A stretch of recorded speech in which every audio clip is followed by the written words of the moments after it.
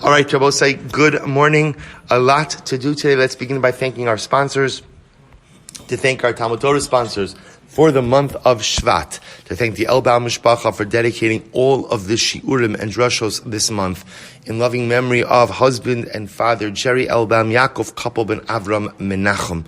We thank Mrs. Bracha Strimber for being our Talmud Torah sponsor for the month of Shvat, dedicating all the Shiurim and Drushos in loving memory of her husband Avi Strimber, Avram Ben Kalman Eliezer Halevi, on the occasion of his 9th yahrzeit. We hope that in the merit of our Talmud Torah, the Neshamas will have an aliyah and the families a nechama. We also thank our Daf Yomi sponsors, Doctors Jeremy and Erica Brown, David and Roz Glazer, and Rebecca Brown, in honor of Gavi Brown completing his doctoral degree.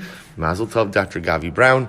We hope that in Meretz Hashem, Gavi will go on to accomplish many great things in his profession. All right, Debos, with that, let us begin. So a lot to do today. Today's daf is Ayin Tes 79. We have a really incredible sugya ahead of us today. We are picking on daf Ayin Tes. We made some good headway in yesterday's daf. One of the advantages of Sunday, a little bit more time. So we are picking up actually at the 2 dots on Ayin Tes Amud Aleph, 2, 4, 6, 7 lines down from the top. Ubemukdoshin ain't okay. So we'll say, remember again, we've really gotten very into the discussion regarding karbanos, and I hope kind of sometimes demystifying a little bit of these sacrificial concepts, which often seem to confuse us. But again, these sugyas are really laying out these concepts, I think, very clearly. Any lack of clarity is not on the part of the Gemara, but on the part of the Magid Shir. So if you're confused, I apologize for that. The Gemara actually is trying to lay it out quite clearly. So one of the concepts that we had in our Mishnah was the following idea. So remember again, we spoke about the idea that we paskin like Rabbi Yoshua, which tells us that what? That halacha l'maisa, you require basar and dam. Right? Ideally, you require both sacrificial meat as well as blood in order for a carbon to be effective.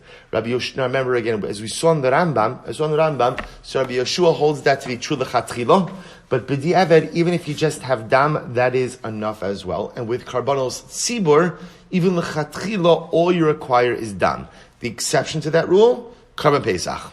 Right? Karban pesach is going to require both basar and dam, and the reason for that is because that, remember, Karban Pesach itself, the whole essence of it is for achila. So therefore, because the whole essence of it is for achila, therefore, halacha l'maisa, you require basra as well. Although the Gemara did introduce us to the concept, or to the opinion of Rabbi Nassan, and Rabbi Nassan holds that halacha l'maisa, achila is not ma'akev by Karban Pesach. Now, again, we'll see what to do with the sheet of Rabbi Nassan, but at least for now, that's here on the table. So the Gemara says, "B'mukdashin enokein." By the rest of karbanos, now remember, in our Mishnah, the Mishnah was saying, even according to Rabbi Yoshua, who holds that you need basar and dam, basar can mean what Rabbi was saying. Basar just means a part of the carbon that is consumable. But we are willing to be flexible with that definition, because basar can mean what? Either basar, which is consumed by kohanim / owners, or chaylev, which is consumed on the mizbeach. So generally for karbanos, as long as you have basar or chaylev, that satisfies the basar requirement. Karban Pesach is not like that. Karban Pesach, you mamish need basar. So that's what it means. B'mukdashin enokein. By karbanos, by regular karbanos, halacha l'maisa, as long as you have basar or chaylev, you can go ahead and be zorek es hadam. So it says the Gemara Masnisin money. Whose opinion is our Mishnah? Rabbi Yoshua. It's Rabbi Yoshua. The same Rabbi Yoshua Omer. Kalas v'chem shebatorish nishtayim mehen kizayis basar or kizayis chaylev zorek es hadam. Because Rabbi Yoshua is of the opinion that all of the karbanos in the Torah, whether you have a kizayis of meat or a kizayis of chaylev, ultimately again you are allowed to go ahead and do zrika. Kechatzi zayis basar, ukechatzi zayis dam. However, again, kechatzi zayis basar, kechatzi zayis chaylev. However, Rabbi says, listen to this. What happens if you have a half a kizayis of meat and a half a kizayis of chaylev? So first of all, this is very important, because now what we're saying is that halacha l'maisa, how much basar, according to Rabbi Yoshua, says that you need both basar and dam. How much basar do you need? To which the Gemara says, a kizayis. Now, Rabbi, now watch this case. What about kechatzi zayis basar, kechatzi zayis chaylev? What happens if you have a half a kizayis of meat and a half a kizayis of chaylev? What happens then? Ein zorik es adam. That doesn't work. That doesn't work. So in other words, it has to be a full kizayis of one or the other. You can't have two half kizayisim. So the Gemara says, uba ola, when it comes to an ola, afilu kechatzi zayis basar, kechatzi zayis chaylev, zorik es adam. Ola is the exception. By an ola, even if you have a half a kizayis of chaylev, a half a kizayis of basar, that is enough to satisfy the basar criteria. Why is chaylev different? Since mipnei shakula kalil, because I will say, since anyway ola is fully burned on the mizbeach, so really no one's consuming it anyway, and therefore halacha l'maisa, half a kizayis of chaylev and a half a kizayis of basar to have the ability to combine together. Uba mincha, when it comes to a mincha, afa pisha kula kayemes lo yizrok. But I will say, by a mincha, even if the full mincha is intact, you can't go ahead and do zrika. So the Gemara says, mincha, maya verite, what does mincha have to do with this conversation? Amar Papa, minchas nesochim. So we'll say, it's actually very interesting. Papa says, we're talking about the mincha, which comes with karbanos. Look at Rashi, minchas nesochim, haba im hazevach. So we'll say again, certain karbanos had an accompanying mincha. So we're talking about a mincha which accompanied a karban. Now watch this. The Gemara says, Rashi says, Ma'u detema, ki zevach dam yovetehavi b'makum zevach lahach shiras adam. See, I will say, I might have thought that a mincha that comes with, that accompanies a karban takes on sacrificial status vis-a-vis the blood. Meaning what? Look at the Gemara. Sagadai Tchamina, I would have thought, kevan da'asya mikoach zevach, ki gufei de zevach dami. I would have thought that since the mincha comes along with the karban, that it becomes like the karban. And I both say, therefore what? Therefore, I would have thought that let's say you have a karban that you bring together with a mincha. Let's say there's nothing left of the karban. There's no basar, there's no chaylev, but what do you have still intact? The mincha. I would have thought that the presence of the mincha should be the equivalent of what? Having basar or chaylev, and therefore the existence of the mincha should allow for the zrikas hadam of the karban, even though there's no basar or chaylev. Kamashwan, that's not the case. Kamashwan, that as much as the mincha definitely has sacrificial status, it does not count as basar or chaylev. So the Gemara says, chaylev minalan. By the way, how do you know that chaylev counts as basar? Bepashtos, when we speak about basar, basar doesn't mean chaylev. Basar means basar and chaylev means chaylev. Yet, interestingly enough, for sacrificial purposes, according to Rabbi Yoshua, who says that you need basar and dam, chaylev counts as basar. How do you know that? Chaylev minalan, Am Rabbi Yochanan Mishum Yishmal, Umataba Mishum Rabbi Yoshua ben Chananya, Do Amar Kra, V'hiktir ha'chaylev l'reach nichoach la'Hashem. The pasuk says you shall offer up the chaylev as a pleasing aroma to Hashem. Chaylev, afa pi she'im basar. So you see over here that the Torah discusses the offering up of chaylev and calls it a reach nichoach. And remember, this pasuk is written in the context of zrika. So you see that chaylev is spoken about as an offering. It's spoken about as a reach nichoach in the context of zrika. So therefore, you see that chaylev is the equivalent of basar as well. Ashkichon chaylev. So we'll say, now I know chaylev. However, Yoseres HaKavod Ushtei Klayos Minalim. Now, both remember again, amongst the sacrificial parts that are offered up on the Mizbeach, are chaylev, is also the Yoseres HaKavod, which is the diaphragm of the animal, and Shtei Klayos. Ultimately, again, the two kidneys. That both say, now here's what's interesting. Now, if you're going to tell me that chaylev counts as basar, then what? The truth, then what else should count? What else should count? Any other sacrificial parts. Right, so too again, so too the diaphragm and the kidneys, which are also burnt on the Mizbeach, should also count towards the basar requirement. So now I know chaylev. How do I know that the Yoseres HaKavod, the diaphragm and the kidneys also count to satisfy the basar criteria, to which the Gemara says, Heicha Aminan. I'm sorry. Yoseres HaKavod Usheklas Minalan. So we'll say first wide line Ayin Tesim and Aleph Minalan. Heicha Aminan Dizarkinon Midiktani Ube Mincha Afa Pisha Kula Kayemes Lo Yizra. Because we'll say, I'll tell you how. Beforehand, when we spoke about the mincha, so we spoke about if you have a mincha that accompanies a karban, if there is nothing left of the karban, there's no basar, there's nothing, but the accompanying mincha is intact, you can't do zrika based on the existence of the accompanying mincha. Now, Abba say, listen to this. Mincha hu dalo. So it's only the mincha that does not allow for zrika. Abal yoseres hakaved ushtei klayos shapir dami. But Abba, you could infer from that it's only the mincha that does not count as basar. But any other sacrificial part of the animal will count towards the basar requirement. So I will say, what you see over here is quite fascinating. We're extending the basar requirements. So remember, this is all according to Rabbi Yoshua, who says that Allah Lamaisa for karbanos, in order to do zrika, you need both the dam and the basar. Now we're beginning to learn that basar doesn't just mean meat which is consumed, but basar could also include chelev, which is offered up on the mizbeach, and now also the other sacrificial parts, namely the diaphragm and the kidneys. So the Gemara says, "Hudlo aval yosar sakavdu shtei klayos shaper dami." So the Gemara says, "Minalon." So the Gemara says, "Minalon Rabbi Yochanan didei Amar kra l'reach nichoach." So we'll say, so again, where does Rabbi Yochanan himself extrapolate this from? The pasuk says, "L'reach nichoach kol sha'ata ma'ala l'reach nichoach." Ultimately, we'll say, where does it now from? Reach nichoach. So anything which provides a pleasing aroma. Now I will say, what's the definition of an item that creates a pleasing aroma? It's offered up on the mizbeach. So pretty much any sacrificial part that's offered up on the mizbeach has the status of basar.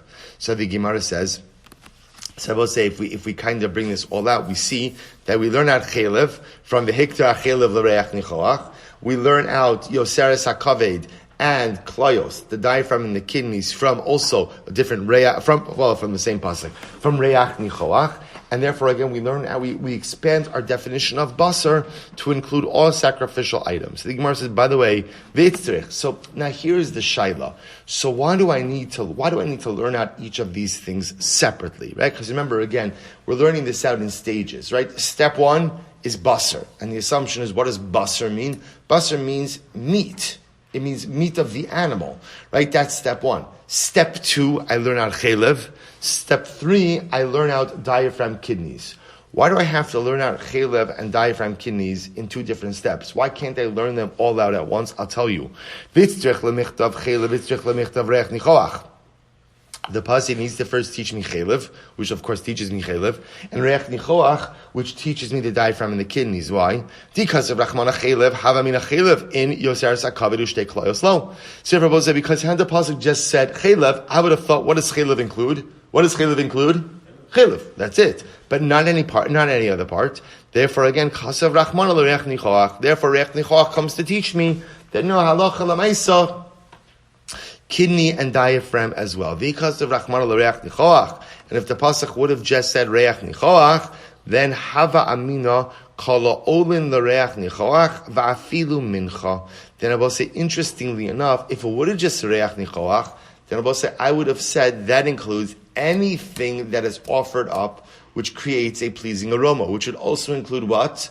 The Mincha case. You also remember again, the Mincha case is the specific case of the Mincha offered up accompanying a carbon, I might have thought that even if there's no sacrificial meat, so there's no meat, there's no chelev, there's no yoseres hakaved, there's no klas, there's nothing, but there's a mincha that satisfies the basar requirement.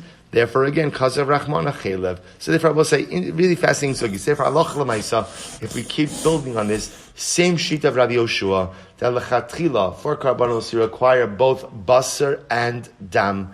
And what comes out from this sugi is we've expanded the category of basar. That basar doesn't just include meat, but basar also comes to include chelev, the fats, as well as the yoseres hakaved and the klayos, the diaphragm and the kidneys of the animal offered up on the mizbeach as well. As long as any of those are in existence, then halacha l'maisa, the basar criteria has been satisfied. However, we explicitly come to exclude an accompanying mincha. So if there is no meat, quote unquote, no basar of the animal in existence, but the mincha is there, that does not work to satisfy the basar criteria. Beautiful. We'll say now we come to a great sugya. Mishnah. Nitma kal orubo. Let's listen to this. Let's say Klal Yisrael becomes tummy. Now, both say, remember again, you think about this, how could this possibly happen? So the two simplest cases, one we saw in yesterday's daf, is the Nasi dies. Right, the Nasi dies. Let's say again, the king, or the Nasi wasn't the king, but the head of the Jewish people dies and everybody goes to the Levaya. Everybody goes to the Levaya.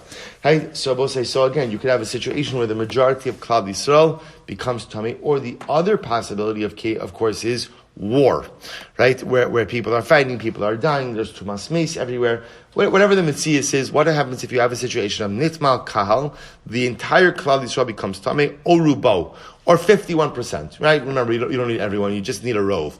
51% of Klal Yisrael becomes tummy. Listen to this, we'll say, shahayu kahanim tmeim, va'kal Torah. This is an interesting case. Or, the Klal Yisrael is fine, right? They're tar. But the Kohanim, for some reason, are all tamei. And then we're going to both say, interestingly enough, if the Kohanim are all tamei, that's pretty much the equivalent of Klal Yisrael being tamei. Why? Because you can't do the avodah without Kohanim. So either way, the avodah is going to be done bituma. So or the kohanim are tmeim, v'akal tohorim, yasu bituma. We're both saying all of these cases, halacha l'maisa, we do become in Pesach in a state of tuma. That's the halacha. So the Gemara says, nitma miotakal. So what happens if only a minority of Klal Yisrael became tamei? So we'll say, again, remember, minority, majority, 51%. So now 49%, you'll see I'm dafka saying 49 and not 50. You'll see how I'm going to deal with this in the Gemara. 49% of Klal Yisrael becomes tamei. So what happens? Ha-tahorin osenes harishon, v'aktamein osenes hasheni. So in this case, again, those who are tahor do Pesach Rishon, and those who are tamei perform the makeup Pesach in Pesach Sheni. Good. So we'll say this is the halacha of Tumas Tzibor. Says the Gemara Tan Rabbanon, Hare Shahayu Yisrael Tamein the Kohanim Ukli Shares Tahorin. We'll say, let's see, case number 1. Klal Yisrael is Tamei, right? The Jewish people are Tamei. The Kohanim and the Kli Shares. So the Kohanim and the service utensils are Tahor. Shahayu Yisrael Tahorin, a Kohanim Ukli Shares Tamein. Or about say, you have Klal Yisrael, the Jews, right? Klal Yisrael themselves are Tahor. But the issue is that the Kohanim are Tameim, or the service utensils of the Beis HaMikdash are Tameim. Va'afilu Yisrael v'Kohanim Tahorin, ukli sharis Tameim. Or I will say again, case number 3 is Klal Yisrael, the Kohanim are Tahorin, but the Klei Sharis, the service utensils necessary for the Avodah, are all Tameim. I will say, obviously, you're talking about a situation where you don't have the ability to make new ones. And what's the halacha? Yasu b'tuma. Both say, so the halacha is we perform the Karban Pesach in a state of tuma. She'ein Karban Tzibor Chaluk. Because we will say at the end of the day, now look at Rashi, She'ein Karban Tzibor haba b'tuma Chaluk me'achar shekarban ruban ba b'tuma me'achar shekarban ruban ba b'tuma af hayochid osotah. So we'll say this is a very interesting halacha. That once the majority are bringing their karban in a state of tumah, the minority follows. One would have thought that even where 51% of the klal is even when 51% is tamei, I would have thought like this. We'll say, remember again, think about this for just a moment. Let's take the simplest case, where the kohanim are fine and the klei shares are fine. The issue is with Klal Yisrael. 51% of the Jewish people are tamei, 49% are tar. But if I were to ask you what to do, what would you say? So b'pashtos, the easiest resolution is 2 groups. There's a tamei group and there's a tar group. In other words, let the tar people do it b'tara, let the tamei people do it b'tuma, and shalmai. So remember, we're going to see the rove is never nidchet to Pesach Sheni, right? Pesach Sheni is a din for individuals. It's never a din for the kal. But I would have thought just have 2 different chaburas. Kamashlam, what the Gemara is teaching is that that's not the way it works. Once the majority of Klal Yisrael is tamei, and remember now what we're seeing is that majority could take on a couple of different forms. It could be 51% of the people, or it could be that 100% of the people are tar, but the Kohanim are Tameim. Because remember, again, I both say, having Kohanim or Tameim effectively makes the Karban Betuma. Or for that matter, even the Yisraelim and the Kohanim are all Tahorim, but all of the service utensils are Tameim. Any of that, ultimately, again, once there's a majority that are Tameim in some way, shape, or form, the Karban is done Betuma by everyone. Even the Tahar minority, which is really quite dramatic. She'ein Karban Tzibor Chaluk. Because Rabbi say, this is actually incredible, because once a Karban Tzibor is not divided. Once the tzibur ultimately again is tamei, so the tzibur says everyone does it. I just want to point out something fascinating about the definition of tzibur. So we'll see, what do you see? What's the definition of tzibur? What's the definition of tzibur? 51%, which is really pretty incredible, because what it teaches is an important lesson. That in general, you are never going to get 100% consensus for anything. There are people who think that the goal is to get 100% consensus for something. I want to make everybody happy. It's a very noble cause, but it's an exercise in futility. You never make everyone happy. The goal is, if the majority are behind you, right? If the majority rally around the cause, if the majority in a bit, that's the tzibur. It's such an incredible yesod, because so many times we're focused on, and it's very noble, it's very wonderful. I want everybody to be happy, I want everybody to be good, I want everybody to be on board.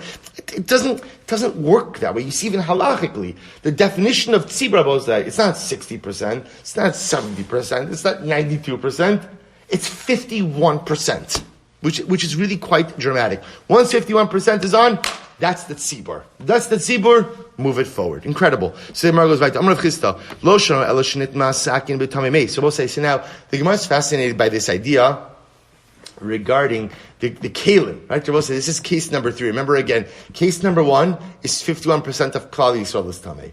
Case number 2, Klal Yisrael is fine. The Kohanim are tameim. Case number 3 is Klal Yisrael and the Kohanim are tahorin, and the utensils are tameim. So let's focus on that case in just a moment. Says the Gemara, now when we say that the kalim are tameim, the example would be that, let's say, the kalim contracted tumas meis. So let's say for argument's sake, the only knives that they can use for shchita of the carbon Pesach have contracted tumas meis. Dirachmana Amar bechalal charev hari hiu kechalal. So we'll say, because remember again, we've seen this many times before. Remember, metal is unique in that metal has the ability to assume the same level of tumah. Remember again, normally we assume that tumah is not a lateral transfer, right? But generally, whenever an item transmits tumah, the item to which you transmit tumah usually does what? Goes down a level in tumah, with one exception, tumas meis. Tumas meis and metal, right? Tumas meis conveys a lateral transference of tumah. So a corpse, which is an avatuma, or the avosatuma, avatuma we'll call it, makes the knife an avatuma as well. So the Gemara says, so what happens if you have a knife which contracts tumas meis? So metame legavra. So ultimately, again, the knife will then go ahead and make the kohen tamei. Demeikara kimis avid betumas haguf. The kari is kamis avid. So ultimately, because we'll say now, again, obviously in this type of situation, the kohen himself is tamei tumas meis, right? It's tamei tumas meis, and halach l'maisa, the carbon is being done with tumah. And Abba say, remember again, generally, what's the halacha if you perform the carbon pesach in a state of tumah? Kares. But because now all of the kelim are tamein, and there is no way to perform the carbon without tumas haguf, therefore again, tumah, this is the tzibur, is considered to be tamei, and the carbon could be performed. However, aval, nitma sakin b'tumas sheretz, de labasar hu de metamile, the gaver lo metamile, tahorin avid, tamei and lo avid. Abba say, this is incredible. Well, listen to this. So Abba say, in that case, where the kohen himself will become tamei tumas meis, that's when we say the entire carbon is performed b'tumah. But Abba say, what about the following case? Let's say all of the kalim became tamei with tumas sheretz, came in contact with a dead rodent. So Abba say, what does a knife that was exposed to tumas sheretz do? So interestingly enough, that knife does not convey tumah to a person. What will that knife convey tumah to? It will convey tumah ultimately again to food. So interestingly enough, it'll convey tumah to the carbon pesach, but it won't convey tumah to the kohen. In that case, the Gemara says, the basahu de metamile, legavra lo metamile. So we'll say, in that case, tahorin avid, tamein lo avid.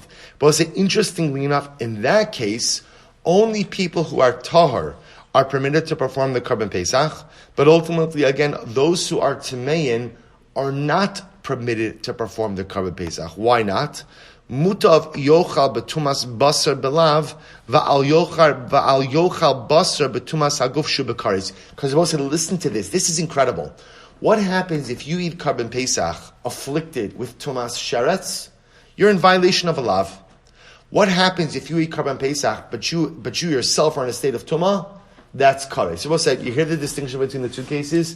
A case number one where the knife contracted tumas meis. So we'll say, in that case again, the kohen himself becomes tumas meis, which is tumas haguf. Tumas haguf. So once the kohen contracts tumas haguf, then again, everybody is permitted to do Karban Pesach, even halacha l'maisa, all the tmeim. But if the knife only contracted tumas sheretz, which means that when the kohen picks up that knife, what's his status? Tar. Totally tar. It's only the karban which contracts some small level of tumah. In that case, Rabbi say we view the Karban Pesach as if it's being done in a state of tara, and only those who are tahorin are permitted to partake of the Pesach. Those who are tamein ultimately again will wait until Pesach Sheni. Alma kasava Rav Chisda tuma dechuya b'tzibar. So we'll say ultimately again, what do you see from here? That Rav Chisda holds that tuma is only dechuya, not hutra. V'chin am Rav Yitzchak tuma dechuya hi b'tzibar. So Rav Yitzchak said, you see from here that tuma is dechuya, not hutra. We'll say, remember again, we were introduced to this concept on Shabbos. This is a fundamental machlokes in general by communal tuma. When 51% of the kehila is tameh, so what's this? How do we view hilchos tumah? Do we view hilchos tumah as essentially as if they don't exist? That's hutra, or do we view hilchos tumah as if it is set aside? It exists, but make a dispensation. The nafkamina is: do you still have to be vigilant with how you deal with different elements of tumah? So we'll say this is actually quite interesting. So the fact that we're making a distinction between a klisharis which contracts tumas meis versus a klisharis which contracts tumas sheretz indicates to us that tumah is dechuya, not hutra. Incredible. But Rava says, afilu tmein nami avdi. Rava says no. Even in a case where the knife only contracted tumas sheretz, we even allow people who are tamei tumas guf to partake in the Karban Pesach. My time, dichsiv v'habasar asher yiga b'chol tamei lo yochal, because the pasuk says that if sacrificial meat comes in contact with anything that is tamei lo yeachel, it shall not be consumed. And then it says ba'ish yisaref, you have to go ahead and burn it. V'habasar kol tar yochal basar. And basar, ultimately again, anyone who is tahar can eat the meat. So listen to this drasha. Anytime I don't apply the concept that if a meat comes in contact with something that is tamei, it should not be eaten. Like in this case, where the meat is coming in contact with a knife that has tamei tumas sheretz, we're allowing it to be consumed. Lo karinan bei v'habasar kol tahar yocha basar.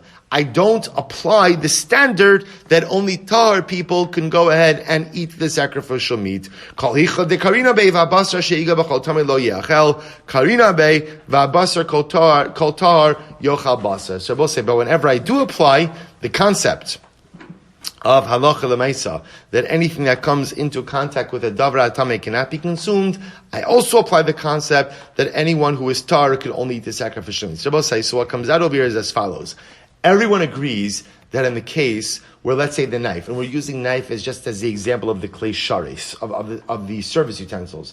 If the knife is tamei tumas meis, everyone agrees in that case that we'll say what happens? Pretty much we count it as if the entire Klal Yisrael is tamei. Why? Because as soon as the kohen picks up that knife, we'll say, what's his status?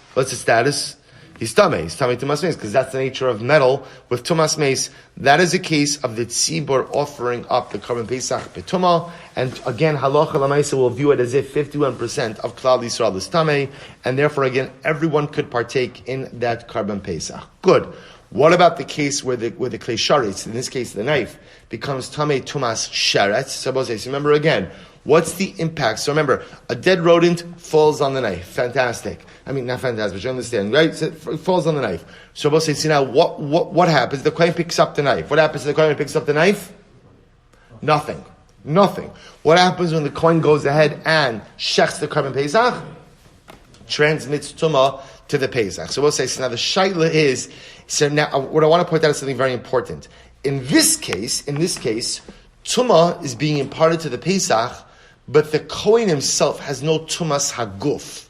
So the Shaila now is, what do we do with this Pesach regarding those who are Tamei in Klal Yisrael? Do we say that once the Karban Pesach itself is Tamei, all of the Tameim could partake of it? Right, that was the first opinion. That's the second opinion. Right? Do we say all of the, right? Once the Karban Pesach itself is Tamei, everybody can partake with it? We say no. Those are two very different things. When the Karban Pesach becomes Tamei, it's true, you're in violation of a lav by consuming Karban Pesach that's Tamei. But less brera, there's no choice. But that's not a license to allow people who have personalistic tumah to partake. Because partaking of the Karban Pesach, when you have personalistic tumah, is an Isser Kari. So that's the machlokes. Does the tumah of the Karban Pesach allow for individuals who are Tameim to do Pesach Rishon or not? That piece is machlokes. Good. But say now, great case. Very exciting sugis. Very exciting. Itmar. Harish Shahayu Yisrael, Mechzet Ra Mechzet. So it's great. 50-50. Mamish 50-50. What happens if exactly 50-50 split in Klal Yisrael? 50% are tar, 50% are tamei. What do you do in this situation? Also, remember again, up until now we've always been dealing with Rov and Miut. So Rav Amar Mechza Kirov. Rav says that interestingly enough, a 50-50 split is treated like a majority. We'll see exactly what that means in just a moment. Rav Kahana Amar Mechza Inok. Rav Kahana says no, 50-50 split is not a majority split. Rav Amar Mechza Kirov. So Rav says that halacha lamaisa Mechza 50-50 split is like a rov. So we'll say, what does that mean? So we'll say, so remember again, if 50-50 split is a majority, what does that mean? You have two majorities. Right? You have two majorities. That means you have a majority of Tamein and a majority of... So how do you deal with that? So watch this. Halalu osin liatzman, v'halalu osin liatzman. We'll say this is great. You have two Karban Pesachs. Now, of course, what it means is you have many more than two Karban Pesachs. What it means is you have two different groups, Legabi Karban Pesach. So this group, meaning the Tahorin, they'll perform their Pesach, and the Tamein will perform their Pesach. Halalu osin liatzman, v'halalu osin liatzman. We'll say, look at Rashi. Halalu osin liatzman betara, v'halalu osin liatzman betuma. Tohorin lo avdi betuma dahavi karov, v'rov tohorin lo avdi betuma, utmein l'sheni lo mitri, mishum davi l'ruba, v'ruba l'sheni l'micha. But listen to this. So remember, the 50% who are tar, they can't do the Karban Pesach betuma. Why not? Because they're a rov. The group who is tamei, they can't be pushed off to Pesach Sheni. Why? Because the majority of the klal is never pushed off to Pesach Sheni. So essentially, that year you have two different groups for Karban Pesach. You have a tar group. Obviously, in each of these larger groups, you can have many more. You have many smaller subset groups, but you have a tar group and you have a tamei group. Everyone performing their Karban Pesach on Pesach Rishon. Rav Kahana says, Mechza in the Karov. Rav Kahana says, no, it's 50-50. Is not like two majorities. So what do you do, Abosai? Tahorin osin as harishon. So what we'll do is we'll have the Tahorin. They'll do Pesach Rishon. Utemein osin as hasheni. Abosai, it's very interesting. And the Tamei group, they will go ahead and do Pesach Sheni. Look at Rashi. Tahorin osin harishon betara. Dinami miuta ninhu isluhu leme'avar harishon betuma. The chol shekain ki avdi betara shapir dami.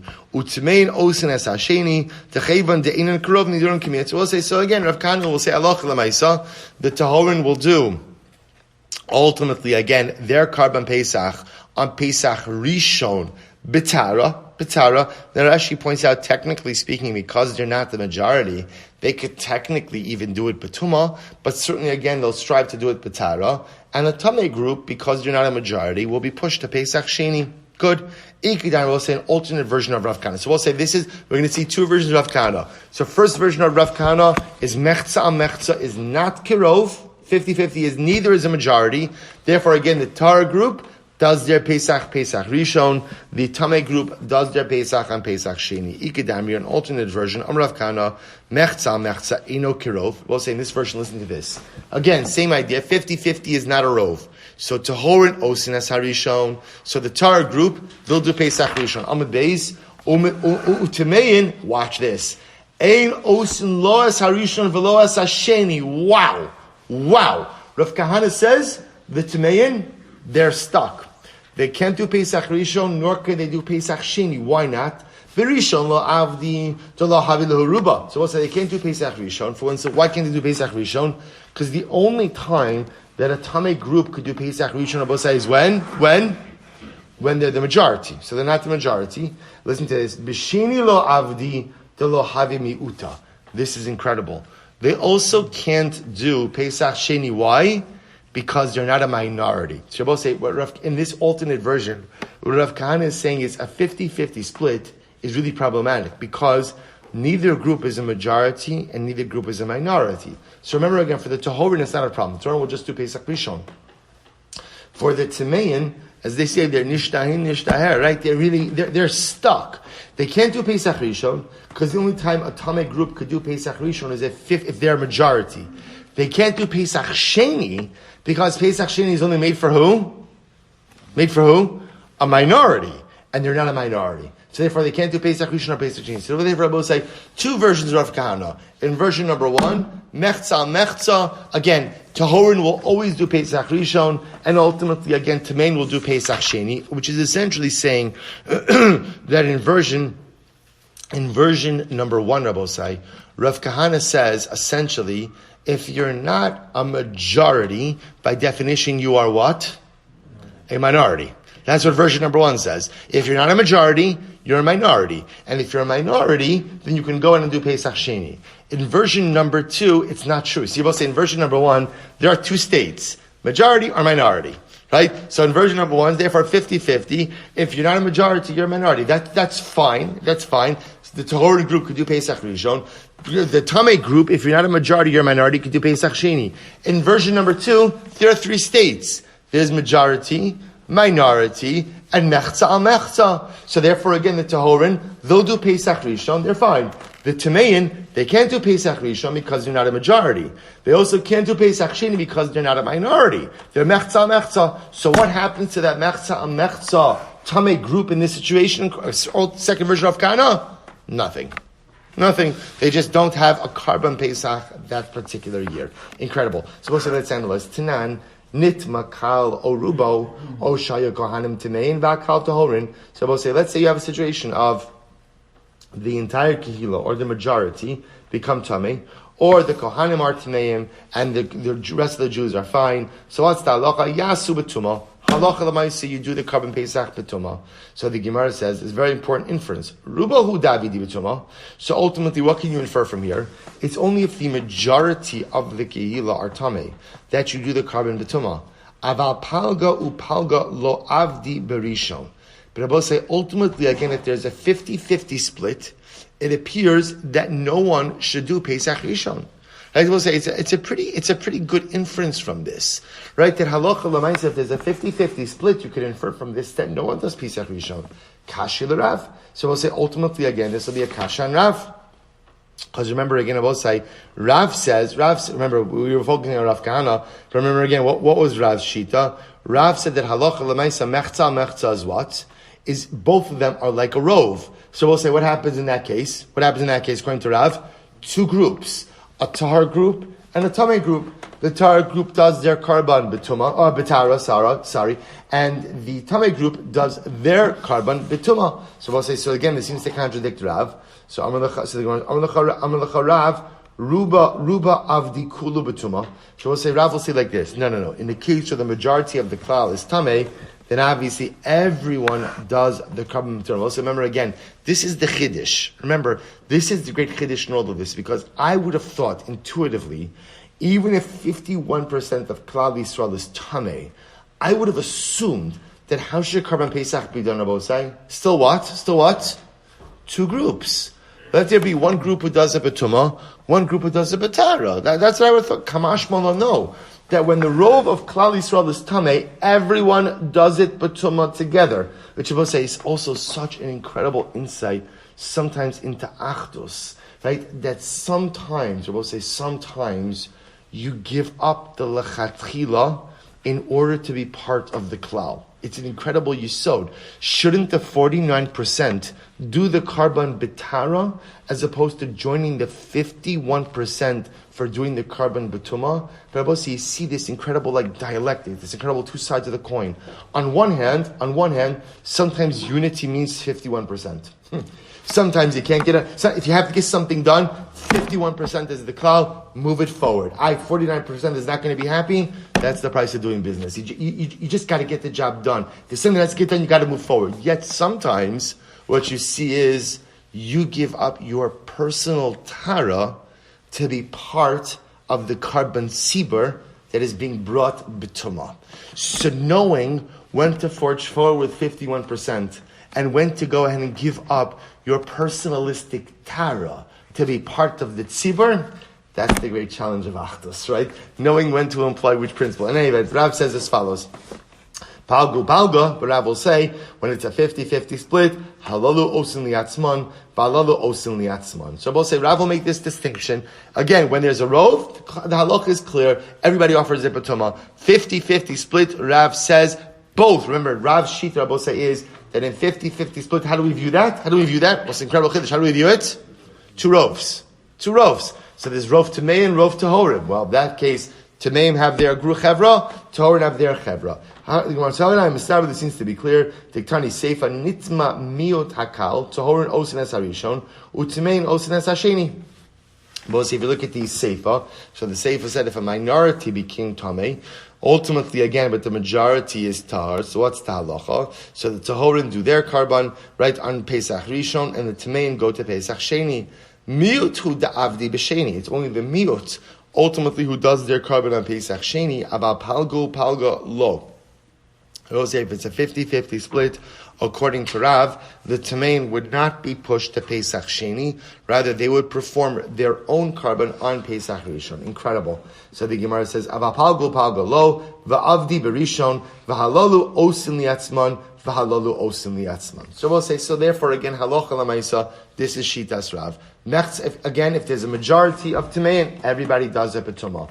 A majority of Tahorin, the Tahorin do Pesach Rishon, the Tamein push to Pesach Sheni. Mechza al mechza, according to Rav, like two rovs. And therefore you will have two, quote unquote, two carbon Pesachs.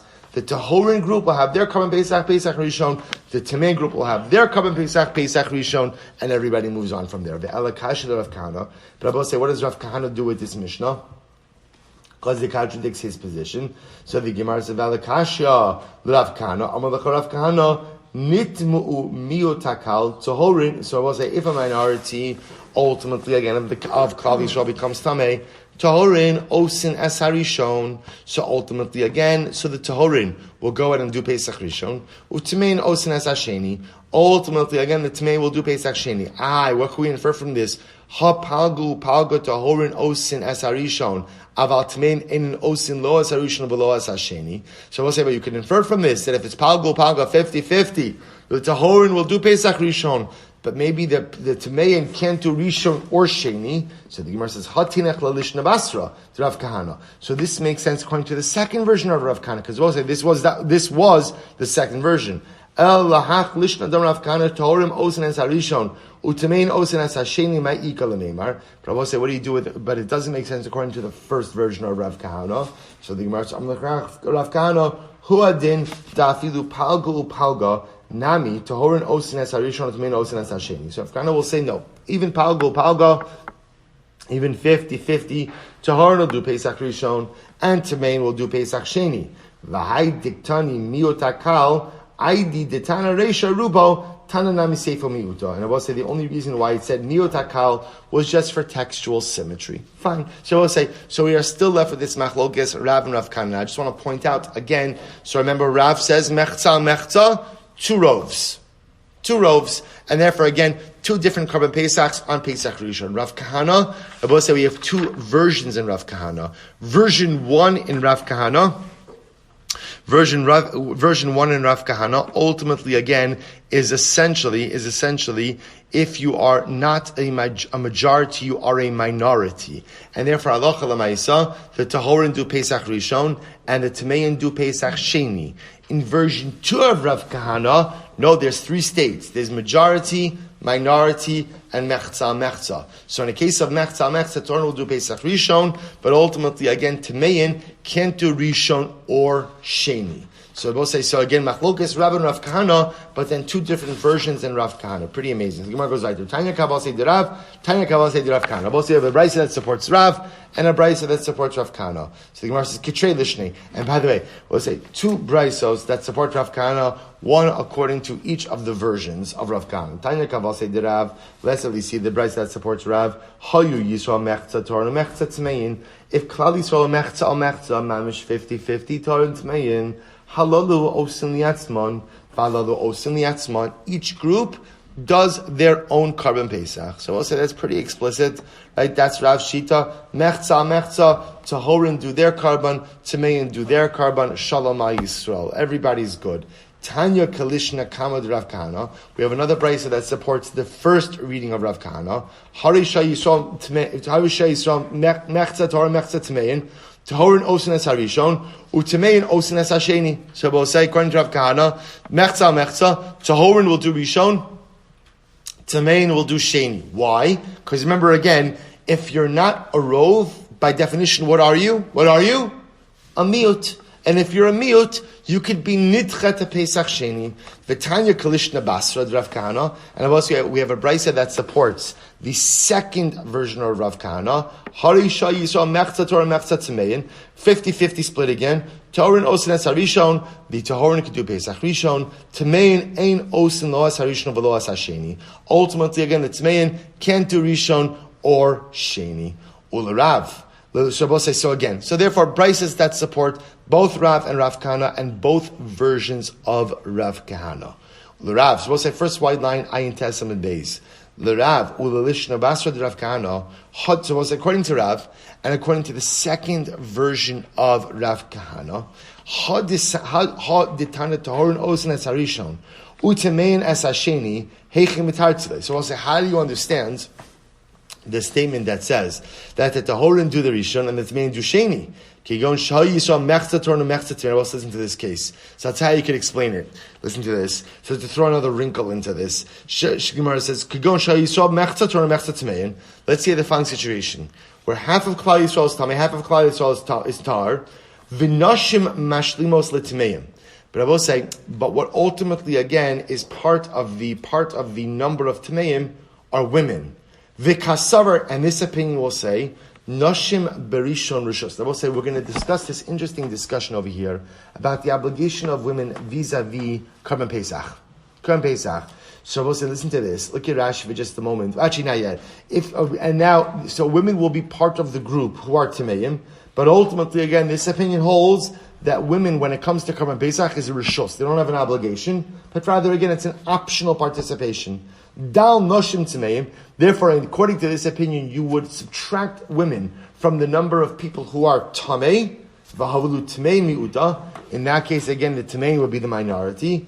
Umiuta yidchul Pesach Sheni. And ultimately, again, the minority is pushed to Pesach Sheni.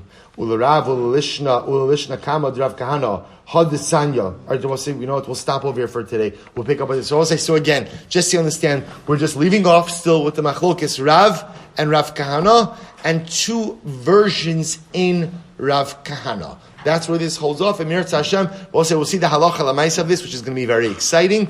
Mirza Hashem in tomorrow's daf. Shkoyach.